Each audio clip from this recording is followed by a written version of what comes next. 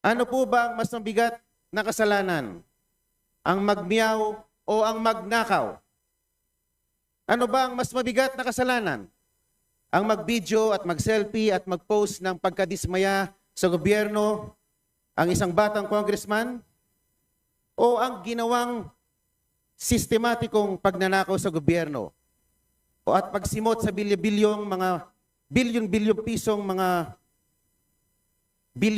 piso sa kaban ng bayan sa pamamagitan ng mga ghost projects? Mr. Speaker, I'd like to recognize the Honorable Marcoleta for his explanation of his vote. Honorable Marcoleta is hereby recognized.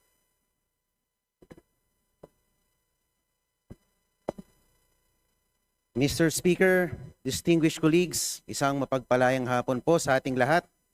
I rise to place on record this manifestation of support for Honorable Francisco Kiko Barsaga and to express my strong opposition to any move seeking his suspension from this august chamber. From Voltaire's philosophy of tolerance and freedom of expression, this line is often quoted, "I may not agree with what you say, but I will defend to the death your right to say it." The independence of the legislature ensures that members may speak fully, frankly, and fearlessly on matters of public interest.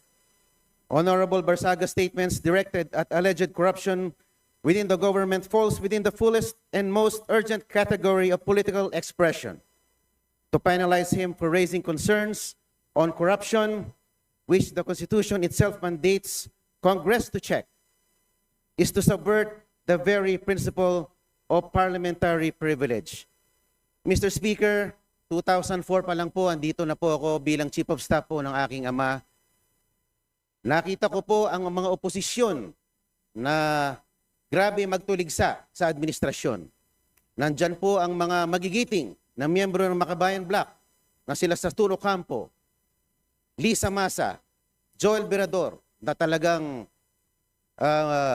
magigiting na mga figura ng oposisyon. Pero hindi naman po sila naharap sa mga ethics case, gano'n man sila kaanghang magsilita laban sa administrasyon. My dear colleagues, Honorable Barsaga is seated in this chamber because the people of Dasmariñas City, Cavite, placed their trust in him as affirmed through the ballot. Article 6, Section 6 of the Constitution states that members of this House derive their authority exclusively from the electorate. Ano po ba ang mas mabigat na kasalanan?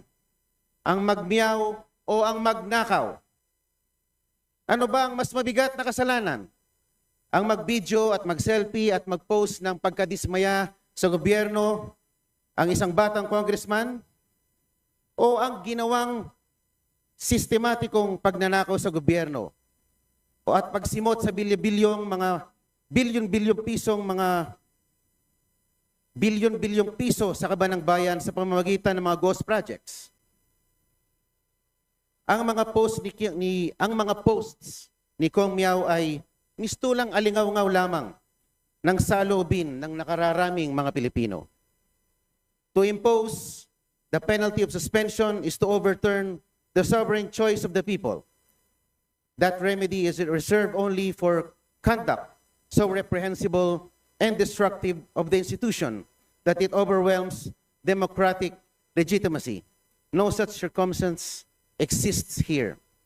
Honorable Barsaga's only act was to express his views regarding corruption in government, a matter of public concern central to democratic oversight.